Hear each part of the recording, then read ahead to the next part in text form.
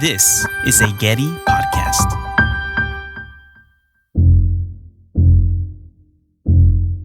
Hi, I'm Zoe, the producer of Recording Artists. Welcome back for another bonus clip from the archive. This season, season 3, featured the stories of 3 members of the group Experiment in Art and Technology. We focused on Robert Rauschenberg, Billy Kluver, and Fujiko Nakaya to tell a bigger story of the group's development and major projects. From their early ad hoc collaborations to organizing 9 evenings theater and engineering in 1966 to programming the pavilion at Expo 70 in Osaka and beyond. But the E.A.T archive contains materials from many, many other artists and engineers. We listened to these other interviews and recorded lectures in the archive to understand the dynamics of this group and its members, even if we didn't end up using the actual clips in the episodes. I think of these kind of like interviews done on background. This month, I wanted to move one of these tapes of other E.A.T members to the forefront. This next clip comes from a panel discussion of artists and engineers held shortly after the 9 evenings performances, which spurred the formation of E.A.T.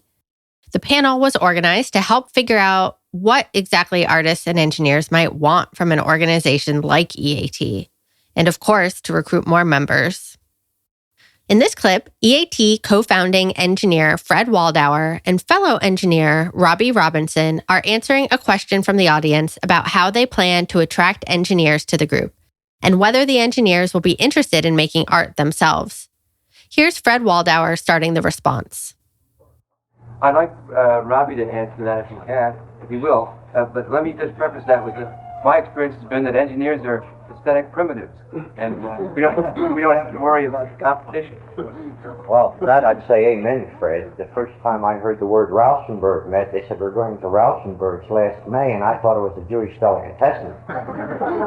That's how much I know about artists and art. And from that sort of lowly status, I had to grow with the artist, and I had to take on something that was entirely foreign to me. My idea of avant-garde was probably Rubens or Cezanne, somebody like that.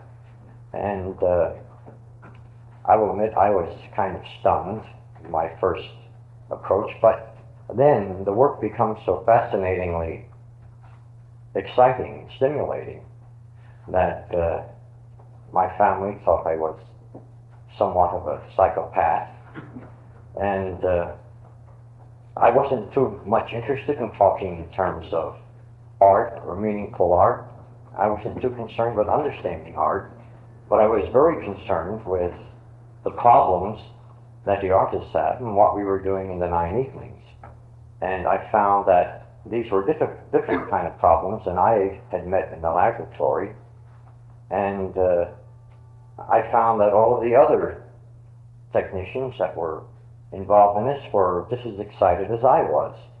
And I didn't have any notion at that time of what the virus would really turn out to be.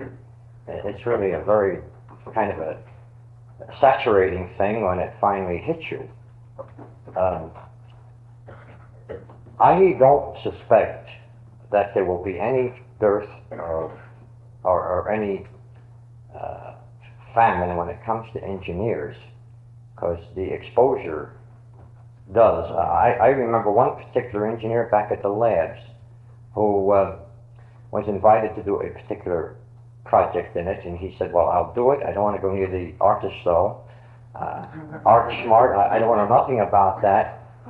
Just let me do my job. But before he was over, he was hanging around the 9 evenings, and he wouldn't go home, and his wife wanted to know where he was, and he's a candidate now, you see. This is the thing. I'm not saying that this is some kind of a universal religion or it takes hold of you. There's still people that I know of back at the labs that feel it's all nonsense. I've been told it's nonsense. The rapport establishes easily. The communication process is almost charming, and I don't think it ever gets to the point where engineers are trying to be hip or anything like that, or travel with an arty crowd. It's just that right now, My feeling is, certainly, and Fred indicated the same thing, I don't think that the problem of getting engineers interested is going to be a difficult one. There's no real resistance to it. I came here tonight feeling that the resistance would lay in with the artists, you see, and that's kind of dispelled when you see a nice group like this. My first reaction after hearing this was that these guys seemed pretty fun for a bunch of engineers. I'd get dinner with them at Rauschenberg's Deli. I love Robbie Robinson's answer because it gives a sense of how far apart the world of the engineers was from that of the artists, and how novel and fun it must have been for everyone involved in these early collaborations. I also love how open they seemed to new experiences and experiments. Sure, 9 evenings involved a lot of long, unpaid hours of frustrating work. And if you want to hear more about that, check out the episode on Robert Rauschenberg. But at least they were all having a good time. That's it for this episode. I'll be back with more clips again soon.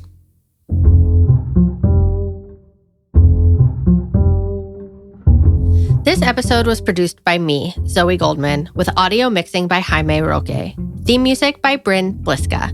Christopher Sprinkle is executive producer. Learn more about this podcast and all our Getty podcasts at getty.edu/podcasts.